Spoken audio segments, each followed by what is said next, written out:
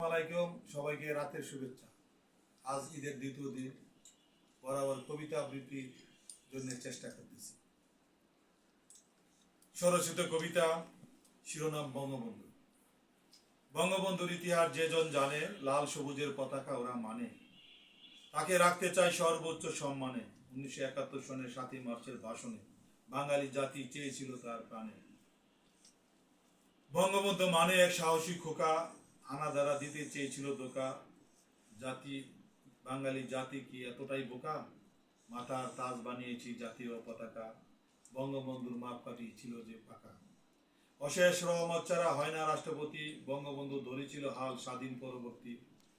যেন থাকে সর্বত্র উন্নয়নের গতি, দেশপ্রেমিক বঙ্গবন্ধুর সঠিক ছিল নীতি, অগাধ ভালোবাসা বিশ্বাস সকলের প্রতি।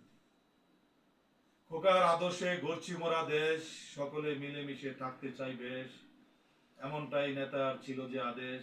কঠিন ছিল তখন বরাবর পরিবেশ, তবু এগিয়ে যাচ্ছে বঙ্গবন্ধুর বাংলাদেশ। তো যাই হোক, কবিতায় জানি না কিরকম পাঠ করলাম, ভালো লাগলে বলবেন ভালো হচ্ছে, না হলে আবার বলবেন, চেষ্টা করবো কিভাবে ভালো করা যায়।